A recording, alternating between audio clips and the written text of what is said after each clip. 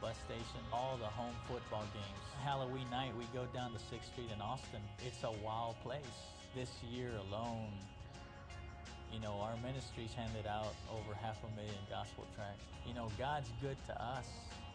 And I look at the way I was, when Brother Van Meter crossed our path. What if he wouldn't have shared his faith? What would have happened then? Whoever you are, no matter what your situation is in life, God came into your life, you saw His great love, and you responded to it. And you decided that He's got what it takes to deliver me. And so you put your trust in God. And so that passage we were just looking at here at the bottom, for while we were still helpless. How do you know, number 8 there, how do you know that this hope is not going to disappoint? Here's how, because a message came from the Spirit, and here's what it said. For while we were still helpless, at that time, that's the time when it happened, at the right time, Christ died for ungodly people, for horrible people. And he goes on and says, for one will hardly die for a righteous man. What's your point, Paul? How does this prove to me that the hope will not let me down? How do I know God's going to be there delivering me in the day of judgment? Here's how. For one will hardly die for a righteous man. If there's a really good, fantastic man out there, it's very rare. Somebody might die for him, if they really liked him. And perhaps for a good man, somebody might even dare to die, but it's not that way with God. If you saw somebody die for a good man, the one who died for him, you'd say, man, that was really committed.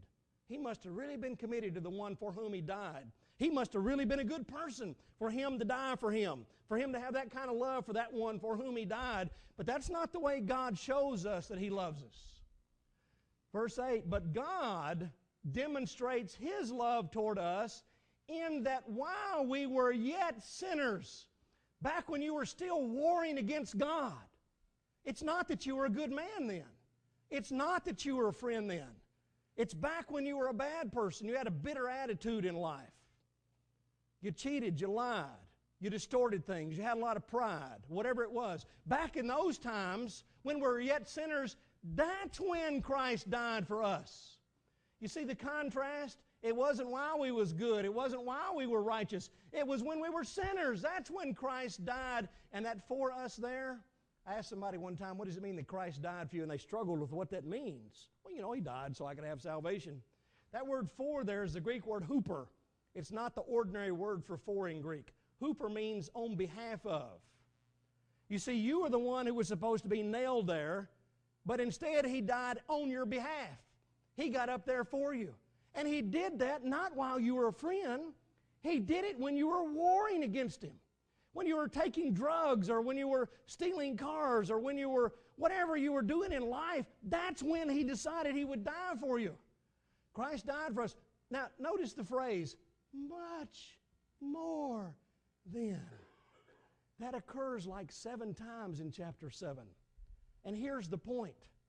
If you had a next door neighbor, and every time you walked by the next door neighbor, he cussed at you.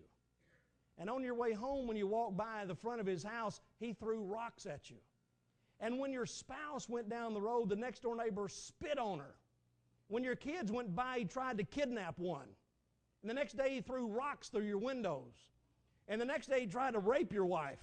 And the next day, he did this and he did that. And one day, that guy got into trouble. You know what I'd do? I'd laugh. Got what you deserve. But you see, that's not what God did. When you were warring against God, He decided to save you. Now imagine if that person that lived next door to me all of a sudden got into trouble and his life was a mess, and I went and I got him out of trouble in spite of the fact he was spitting on me, cussing at me, tried to kidnap my kids, tried to rape my wife, threw rocks through all the windows of my house. While he was acting like that, if I went down there and got him out of trouble because they caught him doing something, he was in prison, and I went and paid his bond to get him out of prison, and all of a sudden he goes, now why did Jeff do that? I did not deserve for Jeff to get me out of prison. I mean, he should have just laughed. He should have enjoyed the fact I was suffering. And so he decides he's going to become my friend because I showed him this love. And so when he becomes my friend, every now and then he annoys me a little bit. Every now and then he lets a little spit get out on me as I walk by in front of his house. Every now and then he's not just perfect. Now, if I would save him back when he was a low-life sleazebag warring against me, how much more then is he going to keep on saving you now that you're trying, in spite of the fact that you're failing? I love this passage. Much more than having been justified by his blood, now you're straight. Now you're clean. You might have some failures and errors in your life, yes, and you always will, but God's going to keep on delivering you. He's going to keep justifying you by His Son's blood. Now that you've been justified by that blood, not by your own goodness, but by His blood, we shall the more be saved from the wrath of God. Now here's a God who saves you. He doesn't save you by paying $50 to get you out of a mess. You know, if a God spent $50 to get me out of a mess, I'd go, okay, thank you, appreciate that. If a God spent $1 million to get me out of a mess, I'd go, yeah, well, I really appreciate that, thank you, but what's $1 million to a God?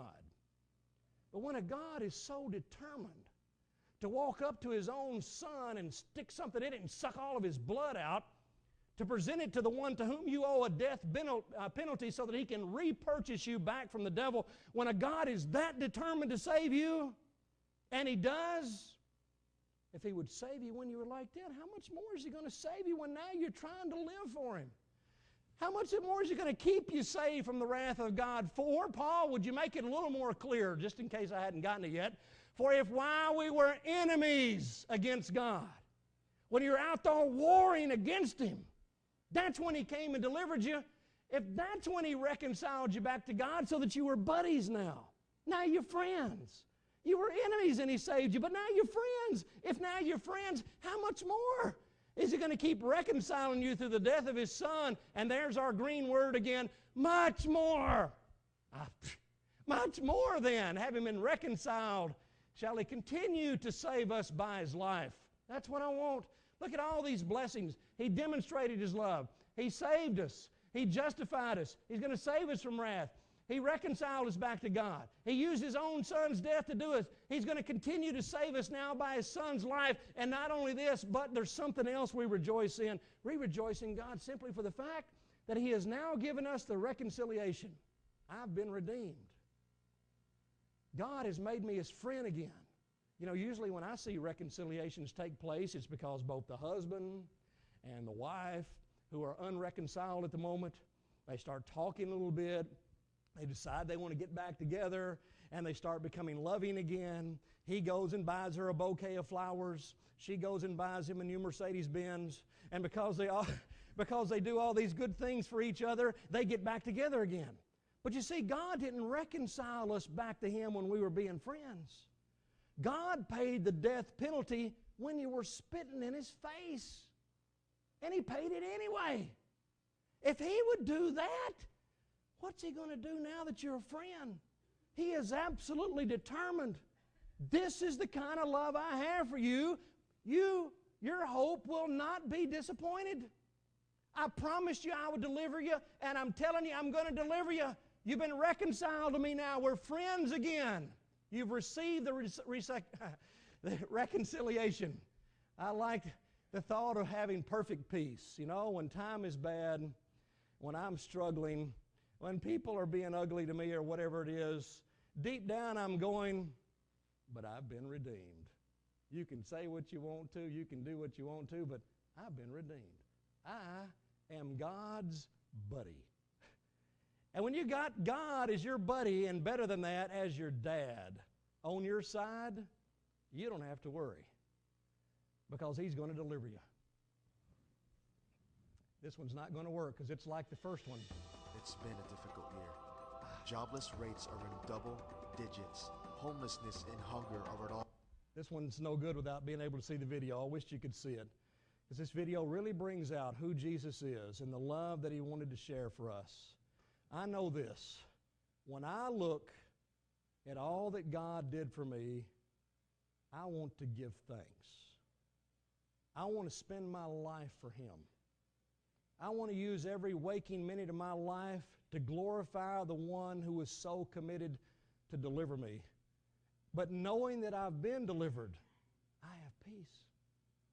And I have hope. It's a hope that's